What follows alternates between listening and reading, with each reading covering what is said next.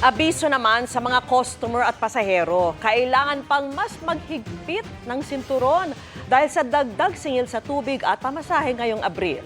Nakatutok si Joseph Moro.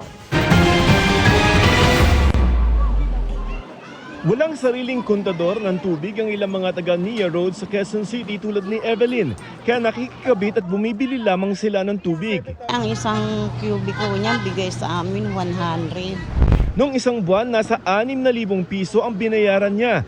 Kaya para makatipid kahit papano, isang labahan na lamang daw kada buwan ang ginagawa nila ng kanyang anak. Gaya ni Evelyn, araw-araw ding bumibili ng tubig si Adrian. Ngayong araw, 35 pesos ang ginastos niya para pang-inom, panlaba at panligo na ng kanilang pamilya. Pero nag-aalala sina Evelyn at Adrian na magmahal ang singil sa kanila ng binibilhan ng tubig. Simula kasi ngayong araw ang dagdag singil ng Manila Water dahil sa foreign currency adjustment o dagdag na gastos ng Manila Water sa operasyon dahil sa pagtaas ng dolyar na ipinapasa naman sa mga customer nito. Ewan ko lang kung pagtaas-taasan ulit kami. 4 centavos per cubic meter ang average na dagdag sa bill.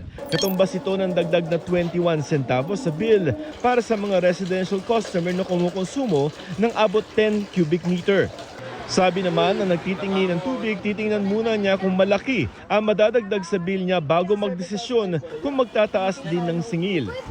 Inalmahan yan ang grupong bayan at ilang consumer na aking nakausap. Sa isang magpapamilya, magkakasama, malaki po yung dagdag po noon. Hirap na po kami sa pagbabudget dahil kami ay hindi naman po regular na may trabaho. Pero hindi lamang singil ng tubig ang tataas ngayong Abril dahil magsisimula naman bukas ang fare hike sa LRT Line 1 na 5 hanggang 10 piso. Wala namang inanunsyong dagdag sa MRT 3 at LRT 2. Habang nakabinbin pa rin naman ang 2 pisong hiling na provisional increase ng mga jeepney.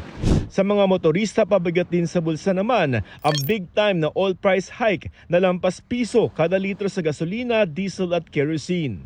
Para sa GMA Integrated News, Joseph Morong, Nakatutok 24 Oras.